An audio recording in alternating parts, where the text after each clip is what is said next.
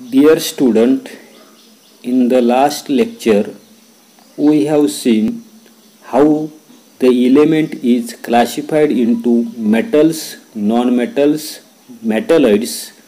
Then we have seen metals, physical properties of metals. Then next, can you recall? You might have seen a doctor's pressure gauge to measure blood pressure during your visit to a dispensary accompanying your relative. आता काय झालं की तुम्ही तुमच्या नातेवाईकांसोबत एखादा असणारा जो काही दवाखाना जो आहे तर त्या दवाखान्यामध्ये त्या ठिकाणी गेला असाल आणि गेल्यानंतर डॉक्टर जवळ असणारा जो काही ब्लड प्रेशर म्हणजे रक्तदाब जो आहे तर तो रक्तदाब मोजण्यासाठी वापरण्यात येणारे जे काही प्रेशर गॉग रक्तदाब मापक त्या ठिकाणी तुम्ही पाहिला असेल. In that you might have seen A grey colour liquid in a glass tube. What is that metal?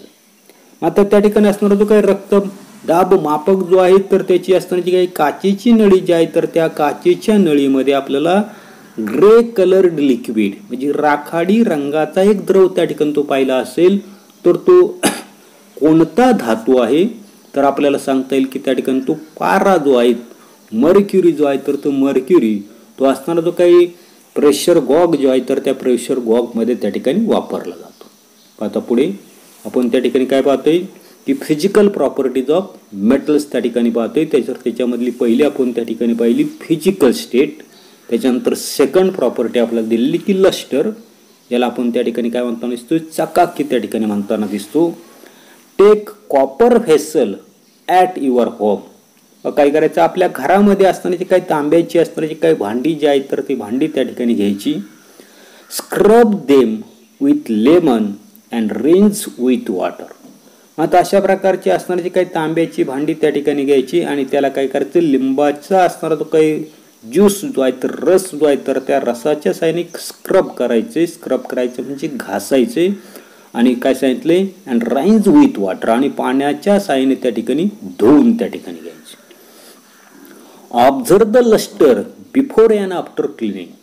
आता काय करायचंय की सर्वसाधारणपणे ती भांडी जी आहे तर ती भांडी लिंबाच्या रसाने घासण्यापूर्वी आणि लिंबाच्या रसाने त्या ठिकाणी घासल्यानंतर तिची असणारी जी काही चकाकी जी आहे तेज जी आहे तर त्याचं असणारं ते काही निरीक्षण जे आहे तर ते निरीक्षण आपल्याला त्या ठिकाणी करायचे.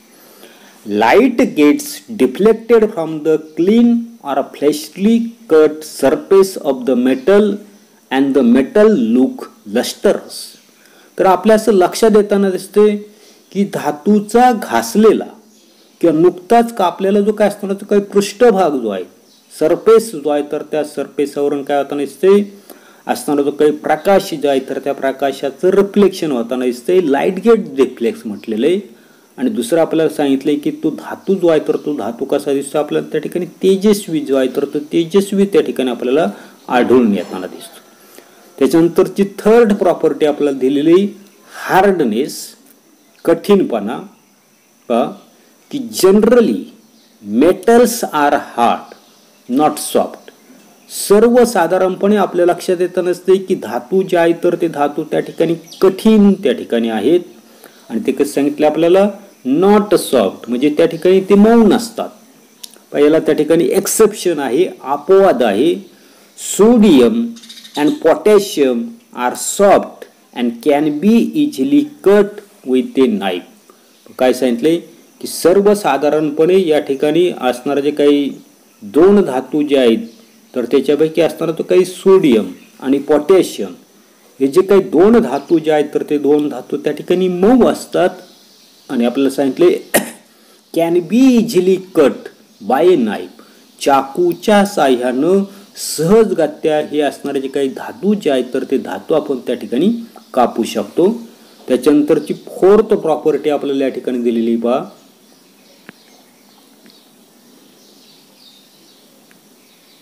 डक्टॅलिटी, ज्याला आपण त्या ठिकाणी तन्यता त्या ठिकाणी म्हणताना दिसतो मराठीमध्ये.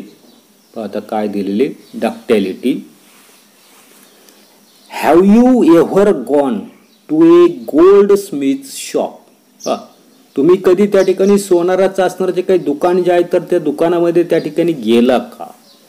Have you seen the gold Smith making a wire of the gold or silver?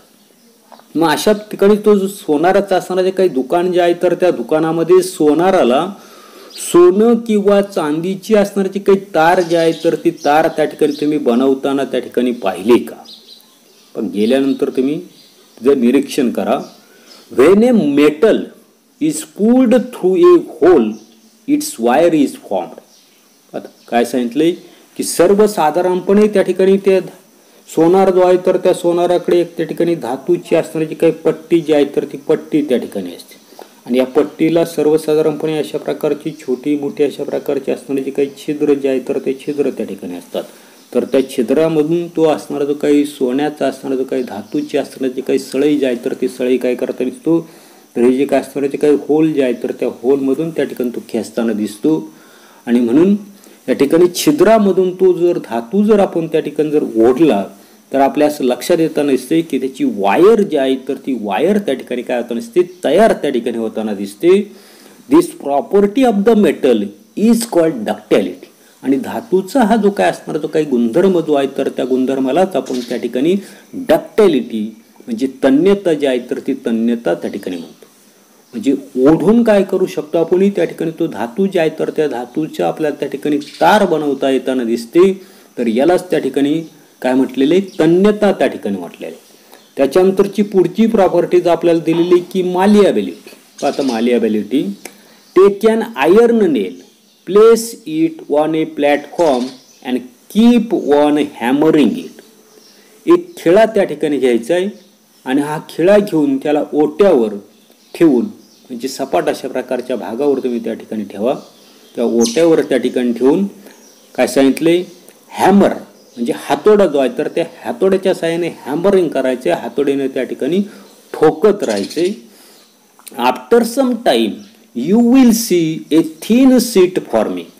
आणि तो असताना जो काही खिळा जो आहे तर त्या खिळ्याला हातोडीच्या साहाय्याने जर आपण ठोकत जर राहिलं तर काही वेळानंतर तो असताना जो काही खिळा जो आहे तर त्या खिळ्यापासून आपल्याला त्या ठिकाणी पातळ अशा प्रकारचा असणारा जो काही पात्रा जो आहे तर तो पात्रा आपल्याला त्या ठिकाणी तयार होताना दिसेल.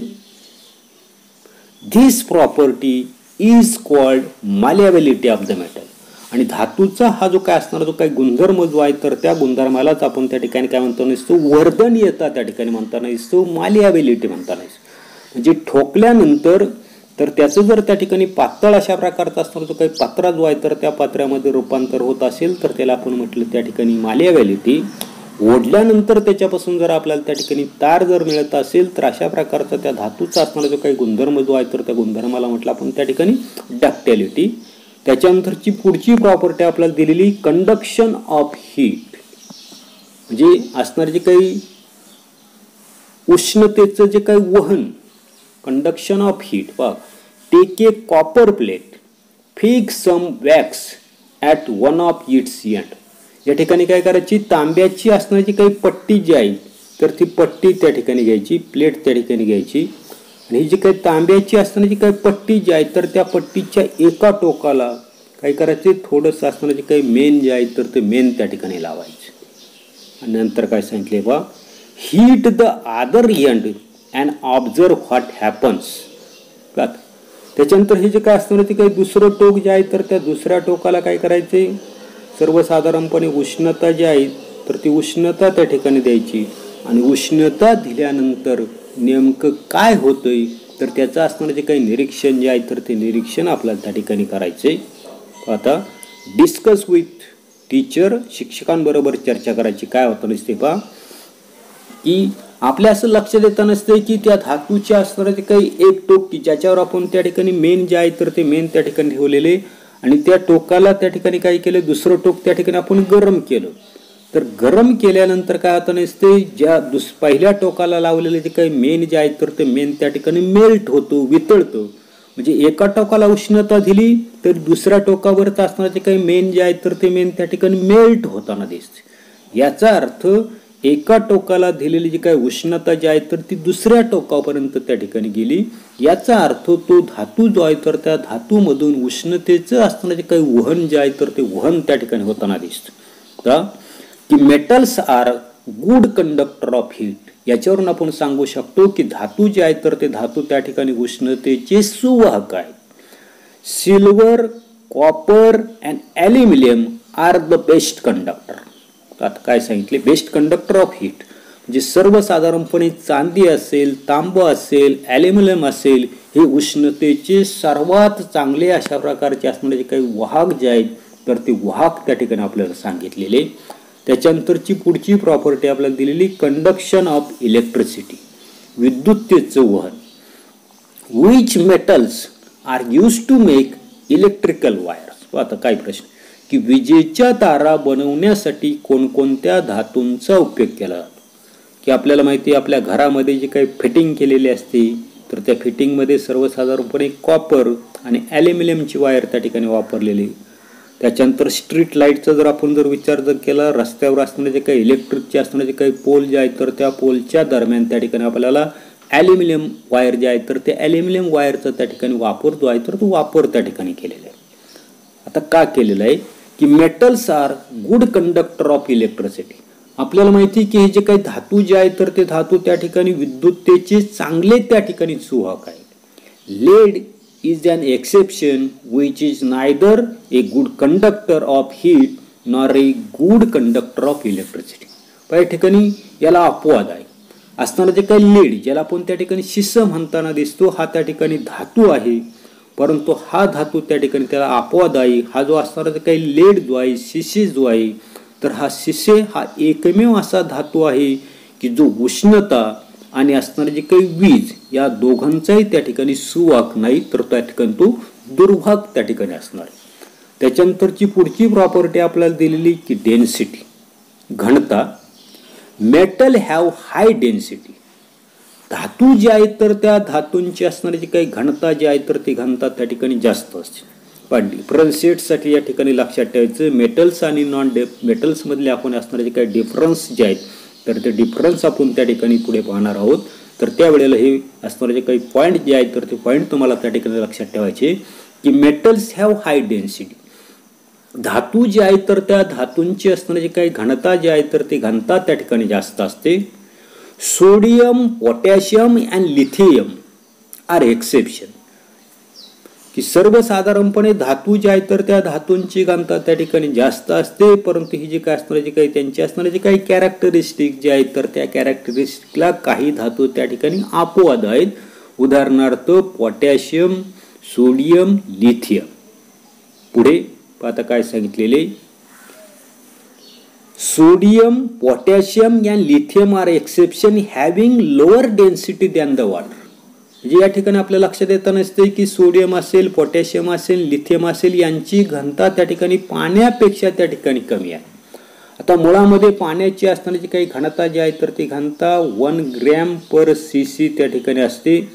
सीसी म्हणजेच त्या ठिकाणी क्युबिक सेंटीमीटर पाण्याची घनता त्या ठिकाणी आहे. आणि आपल्याला सांगितले की या ठिकाणी असणारे जे काही सोडियम, पोटॅशियम आणि लिथियमची घनता पाण्यापेक्षा कमी आहे. पाण्यापेक्षा कमी आहे म्हणून त्या काय येताना दिसतात तर हे जे काही धातू जे आहेत तर ते पाण्यावर त्या ठिकाणी फ्लोट होताना दिसतात. किती घनता आहे आपल्याला दिलेले की सर्वसाधारणपणे the density of the lithium is 0.53 gram per CC. CC that is cubic centimetre.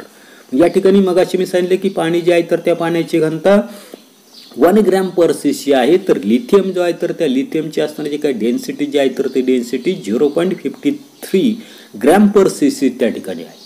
त्याच्यानंतरची 9वी असणारी जी काही प्रॉपर्टी जी आहे तर ती प्रॉपर्टी आपल्याला दिलेली की melting point and boiling point. Melting म्हणजे द्रवणांक आणि बॉइलिंग म्हणजे उत्कलनांक. आता काय सांगितले, generally metals have high melting points and boiling points exception mercury, gallium, sodium आणि पोटॅशियम दिले. की सर्वसाधारणपणे धातू जे आहेत तर त्या धातूंचे असणारे जे काही द्रवणांक आणि उत्कलनांक जे आहेत तर ते त्या ठिकाणी जास्त असतात. याला त्या ठिकाणी अपवाद आपल्याला दिलेले. पहिला दिलेला आहे त्या ठिकाणी Hg म्हणजे मर्क्युरी, दुसरा दिलेला आहे गॅलियम Ga, Na म्हणजे सोडियम आणि K म्हणजेच त्या ठिकाणी पोटॅशियम. त्याच्यानंतरचं पुढची असणारी काय प्रॉपर्टी आपल्याला पाहिजे, सोनॅरिटी. तर सोनॅरिटी म्हणजे नादमयता. आता नादमयता म्हणजे काय पहा, की सर्वसाधारणपणे काय सांगितले, what is the metal that your school bell is made up of. तुमच्या शाळेची असणारी काही घंटा जी आहे तर ती घंटा कोणत्या धातूची आहे. तर आपल्या लक्षात येतं नसते की सर्वसाधारणपणे त्या ठिकाणी ती पितळेची असते, ब्रासची त्या ठिकाणी असते, किंवा लोखंड जे आहे तर ते लोखंडाची त्या ठिकाणी असते. How does a bell is function. आता ती तिचं कार्य कसं करतोय आपल्या लक्षात येतं नसते की तिला आपल्याला हॅमरिंग करावं लागतं, ठोकावं लागतं. ठोकवल्यानंतर काय होतं नसते, ठोकल्यानंतर ते असताना काही घंटा जे आहे तर त्या घंटेमधून साऊंड जो आहे तर तो साऊंड त्या ठिकाणी प्रोड्यूस होताना दिसतो, ध्वनी त्या ठिकाणी निर्माण होताना दिसतो. आणि म्हणून मेटल्स आर सोनरस. आणि म्हणून या ठिकाणी आपल्याला सांगता येईल की धातू जे आहे तर ते धातू काय करताना दिसतात, नादमय. म्हणजे नाद म्हणजे साऊंड जो आहे तर तो ध्वनी जो आहे तर तो ध्वनी त्या ठिकाणी निर्माण करताना दिसतात. They produce sound on striking. म्हणजे त्यांना त्या ठिकाणी काय केलेलं की ठोकलं, इथे हॅमरिंग केलं तर आपल्या लक्षात येतं नसते की हे जे काही धातू जे आहे तर त्या धातूंमधून काय होताना दिसते, ध्वनी जो आहे तर तो ध्वनी त्या ठिकाणी निर्माण होताना दिसतो. एवढाच भाग आपण या तासाला पाहणार आहोत. पुढील भाग पुढील तासाला पाहू. धन्यवाद.